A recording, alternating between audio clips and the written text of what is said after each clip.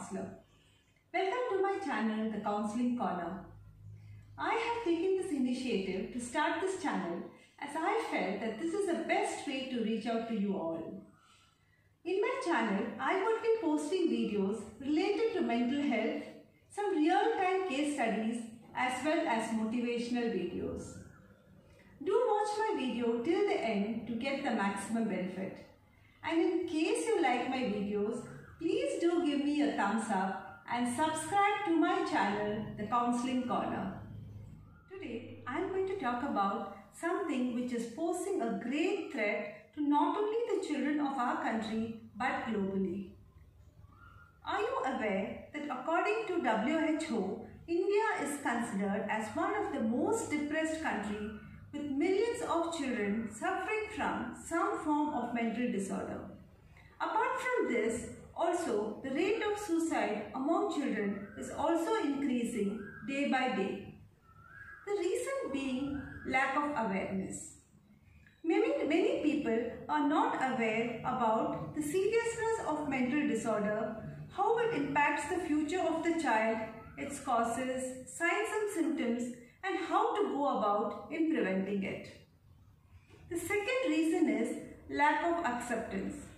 Even if people are aware that the child has some form of mental illness, they are not ready to accept the fact. All they have to say is, it's rubbish, and the children are pretending because they are lazy and want to get escape from their duties. Some parents have also associated some mental disorders like anxiety and depression to influence of Western culture. The third thing is the stigma attached. People are more bothered about what the society will have to say or think than the future of the child. As far as mental illness is concerned, what is more important is early identification and appropriate treatment. In case the child's symptoms are identified at the very early stage and appropriate treatment is given, then it is possible that the child will completely get cured from the mental disorder. But in case intervention is not done at the right time, then the child will grow up with his mental disorder and it will affect all areas of his life, be it his career or relationship. He might also resort to self-destructive behavior like alcohol and drug addiction, self-harming, as well as it may lead to suicide. So prevention is always better than cure. Now, let me just give you some insight regarding the causes, the signs and symptoms which you need to look out for, and how to go about in case you identify these symptoms in your child. These factors are known to contribute to the mental illness in children like hereditary, biological, psychological and environmental stress. Hereditary, in case the child's parents or forefathers had been suffering from some form of mental disorder, it is most likely that the child would also develop it. Biological may be due to head injury or accident.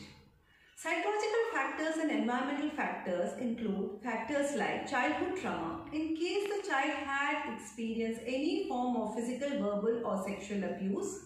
Next is physical and emotional neglect, that is lack of love and affection, bullying, peer pressure, excessive demands or expectations placed by the parents or the society which the child is not able to cope up with, academic pressure, and the most important contributing factor is the uncongenial home environment, which includes persistent parental conflict, strained parent-child relationship, alcoholic father, family dissolution or divorce. Apart from this, other factors include some crises like financial crisis or disease in the family. The next question is, how am I going to identify if my child is suffering from some form of mental illness? Look out for these few signals. First, mood swings. Your child might appear to be very happy. The next moment, he might feel very sad without any valid reason. Next, drastic decline in the academic performance. Third, scores low grade in spite of putting in a lot of effort. Fourth, exhibits sudden outburst of anger. Fifth, shows violent or aggressive behavior. Next, persistent sadness or depression which carries out for quite some time. Next, refusal to go to school. Next, persistent complaints of body pains like headache, backache and stomach pain. Next, drastic change in eating and sleeping pattern. Next, low self-esteem. Next, loss of interest in friends and activities which he usually used to enjoy. So look out for these warning signals, but in case your child is suffering from some form of major mental illness like psychosis or schizophrenia, apart from these symptoms, he might also exhibit symptoms like hallucinations and delusions. That is, the child might be able to see and hear things which does not exist. He might also resort to self-destructive behavior like alcohol and drug addiction, as well as self-harming, which is very common these days. He might also develop suicidal tendencies. The next question is, what do I do in case I observe few of these symptoms in my child? In case you observe any of these symptoms in your child, try taking some time out. Talk to the child and try to understand if everything is fine or if he is undergoing some stress or pressure. Communicate love, warmth and understanding. Reassure a child that you love him and you will always be available for him when he is in need. Some children are very comfortable in ventilating their feelings openly to their parents, but this is not the case in all the children. Some are not comfortable in verbally ventilating their feelings. In this case, just encourage your child to develop the habit of writing a diary or ask him to pour down his feelings in a sheet of paper and try helping him out. In case you observe that his symptoms are becoming worse or is persisting, try getting in touch with a school counselor or an external counselor and taking her help. But in spite of the intervention of the school counselor, if you observe that the symptoms are persisting or it is becoming worse, then you need to take a consultation from a mental health therapist or a psychiatrist. If the mental illness is in the early stage, then a counseling or psychotherapy is sufficient.